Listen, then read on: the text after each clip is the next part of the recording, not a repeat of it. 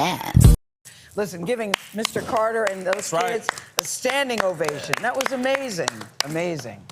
Listen, giving Mr. Carter and those kids a standing ovation. That was amazing. Amazing. Brush your teeth while you're up there. Robert Carter, now 33 and the owner of a Cincinnati hair salon, became a foster parent to 3 brothers in 2018. And then one day he heard something that was particularly painful for him.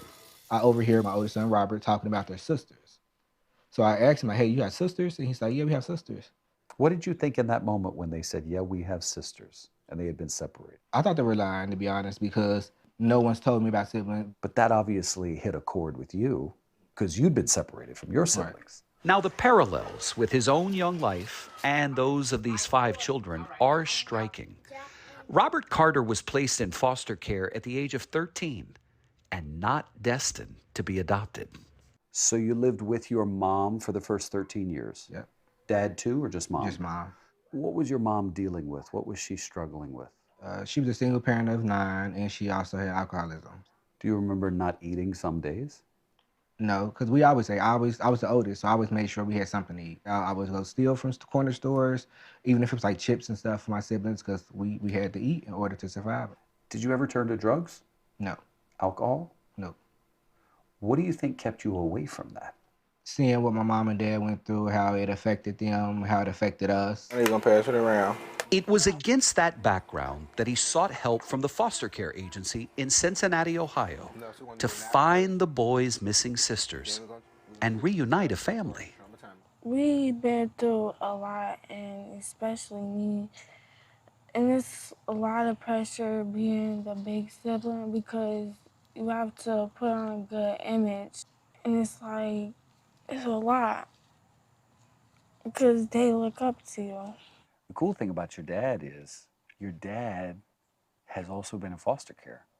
So he knows what you guys have gone through. It helps a lot because some people don't understand. But he knew what had to be done. And that is where Magistrate Regina Stargell comes in.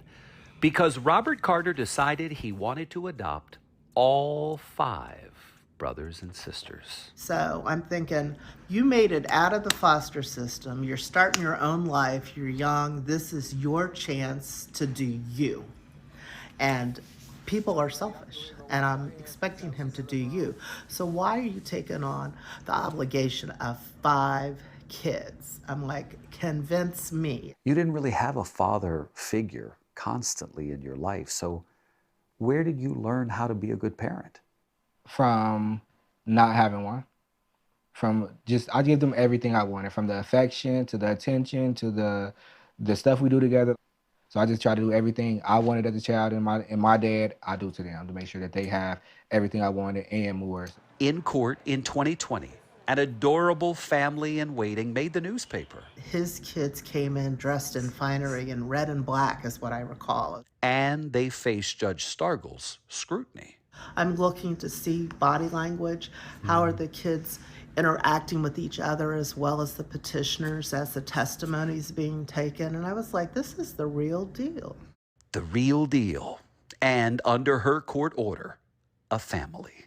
Now, as Robert Carter watches his children joyfully play together, he also sees what may have happened had the children stayed in the foster care system. So we're at my old apartment where I was in independent living when I was 16, by myself, coming home every day to no one to greet me, no one to cook me meals, no one to wake me up, say good morning or anything.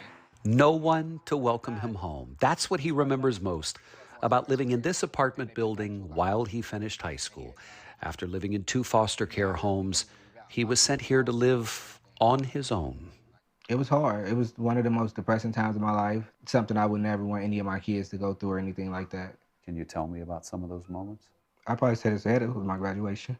Because when you imagine graduation, you imagine, the day of, your parents waking you up, and it's your big day. And it was none of that. He filled his days working 3 jobs. Stay busy so I wouldn't have to go home alone, basically. So you work concessions at the Reds, Cincinnati Reds. Dishwasher at Chipotle. Dishwasher at Chipotle. And I was a cashier at Wendy's. As rough a childhood as you had, how were you able to turn that into such a productive adulthood? I feel like I just used my trauma and my hurt and stuff to be my fuel to keep going and to want better and want to help people and do better in life. It's inspiring that given all you've been through, you were able to graduate high school. Because most foster kids don't. When he had aged out of the foster care system at age 18, never having been adopted, he started to make sure that other people like him didn't become statistics. So he first got custody of his younger sister. Then at 21, he became the guardian to his 13-year-old brother. And then he started to take in foster children. Is you doing this trying to fill a hole in yourself? I don't think so, because I told myself once I start my family, nothing else is going to matter. And literally nothing else matters now that I have my family, because they're together.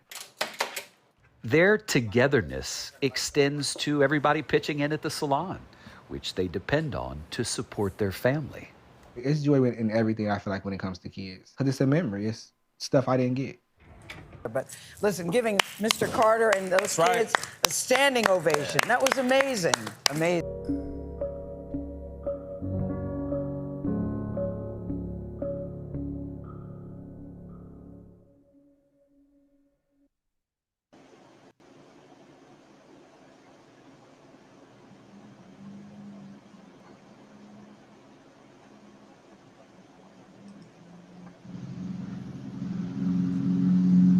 Peace, well, and always, and welcome to another edition of what we call the Reality's Temple on Earth Internet Ministry, late night special edition. Yes, yes, Lord, yes, Lord. And we want to go ahead and get right into this general discussion. I played this video. It's from CBS this morning. And this is the type of video that you're not going to see in the Black conscious community. They like videos talking about conspiracy theories, how great they are, kings and queens, Negroes ain't about nothing, and you know, nonsense, what God gonna do and all this crazy stuff. This was a very inspiring video from CBS this morning, because here's a brother that don't have any biological children who went through the foster care system, and because of his struggle,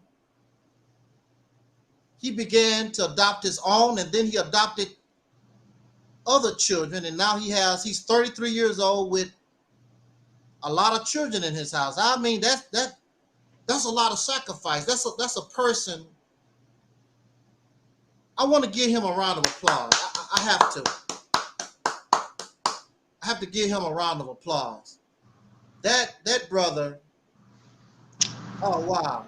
Because you were here in the Black conscious community, in the Jesus community, and all these different self-righteous ass people. When it comes to abortion, oh, you shouldn't do that because that's against God. That's killing life or whatever. I said, so what are we going to do with our children here? What are we going to do with all these thousands of children in the foster care system? What are we going to do with them? There are many Black conscious people who have plenty of resources. They don't adopt, they don't foster care, they don't do nothing. But they will continue to spit out their own so they can talk about, I'm doing this for my legacy. Your legacy is every child that walks the streets. It says in the African proverb, it takes a village to raise a child. Every child in the village is yours. There are some animals, when they procreate, nobody knows who the fathers is. So all the fathers take care of all the children because nobody don't know who they fathered. But we are arrogant and we're selfish. It's all about my sperm, my blood. After a certain amount of time goes by, nobody don't give a damn about your sperm and your blood. Your own family not going to give a damn about you unless you're on the level of somebody like Michael Jackson. They might think about you for a little while. But right now, Michael Jackson is dead. Ain't nobody going to visit his grave like that. when you're gone and you're dead, you're forgotten. What they say, out of sight, out of mind. That's the reality of it. Nature only cares about the survival of a species. We should only care about the survival of us as a people. But again, we're not a people. That's why we don't think that way. We're selfish. We think about what we want, our, me, those type of things.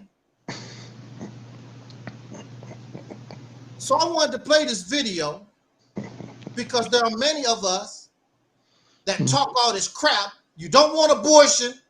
You're against abortion, but you don't want to do nothing for these children. And again, many of us have the resources. We're in the position to adopt this child. This is a single man. He's 33 years old. He's not married. A small business. He's sharing his resources, sharing his life with 5 other children. And I wonder about this because I don't have any children either. And I was seriously thinking about doing the same thing myself. I could probably foster 2 children at a time. I've been looking at the information. I've been thinking about doing that myself. But here we are, don't have any biological children. We're single. We want to foster care. Myself and his brother, we want to foster care the children. And you have people that already have children. They can come into a family that's already established with more resources. And these suckers talk a lot of garbage and won't do nothing for the children because you don't see them. Every time you hear them talk, my biological, I want my own children. Every child is your children. In a people, every child is yours. That's why the state is responsible for orphan children, because that child was born in the United States. The government is responsible for those children who don't have parents, responsible for the elderly who can't take care of themselves. That's what you do in your society. You take care of your children, you take care of your elderly. That's what you do in society because they are you, they're us. And the children are the future. And then they get angry and upset when white people or homosexual people, whoever, adopt our children. They shouldn't adopt and foster care. Your ass not doing it.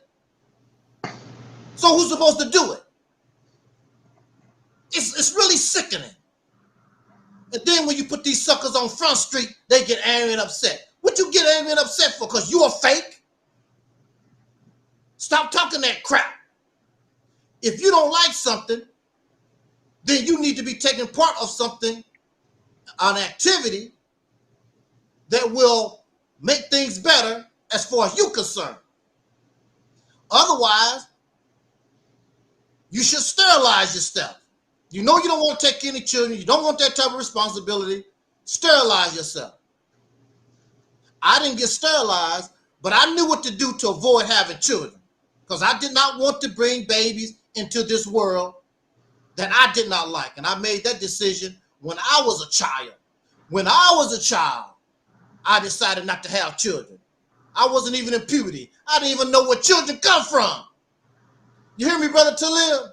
Yes, sir. I didn't even know where children came from. I didn't even know how you make children. I said, I don't want to bring no children to this world. I didn't even know where children come from. I was 11 years old by the time I found out where children, babies come from, and I wasn't interested. And you have these suckers that have the resources talking all this crap about children, and they get angry because white people or Chinese, whoever, adopt us, and you don't do it. They have the resources. Look at all the millions of dollars you give to these scammers so they can go to Hawaii and to the Caribbean and Paris and all like that. But you don't want to give no money, support none of these people who are willing to take in our children and get these children out of the hands of sex traffickers, because that's where a lot of them end up, in the hands of sex traffickers and molesters and pedophiles.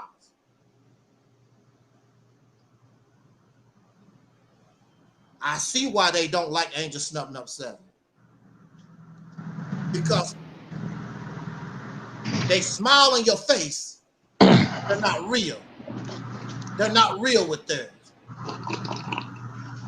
And we need to call them out. But you know what they say? It's something they say. Real recognize real, fake recognize fake.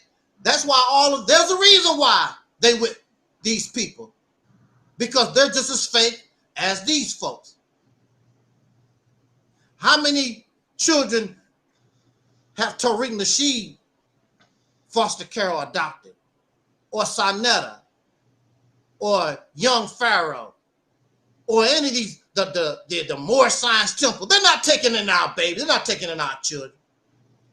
The people that were taking our children are the ones who don't have nothing. Just like the most charitable people are the poor and the middle class. Rich aren't charitable like that. They give just enough so they can get a nice tax write-off. And I know this from my own experience being a valet driver. The people that actually gave me tips was basically the ones that was barely making it, the middle class, the poor, that was going to the hotel. Rich people never gave me nothing. I made sure I had my days off on those days when I knew the rich folks was coming to the hotel. I didn't give a damn about Snoop Doggy Dogg and these select baseball players and football players. I didn't give a damn. Oh, that's so. I don't give a damn. I am here to valet cars. I'm here to make money. If Snoop Dogg is not going to give me a tip, I don't give a damn about Snoop Dogg being in the hotel. Or these basketball players, whoever coming to these celebrities and the mayor. Them people didn't give you a dime. And some of these folks put on a front like they have money. Don't even have no money. There was a car, this luxury car pulled up to us and ran out of gas. How the hell you gonna have a luxury car, spend $50,000, $60,000, $70,000, $80,000, $100,000 on a car and then run out of gas in front of the hotel? Embarrassing. Some of these people don't even have insurance on their car. You got a $100,000 car and don't have no insurance on it. Look, when I was trying to be an entertainer, we used to go to some of these rich, so-called rich folks' houses.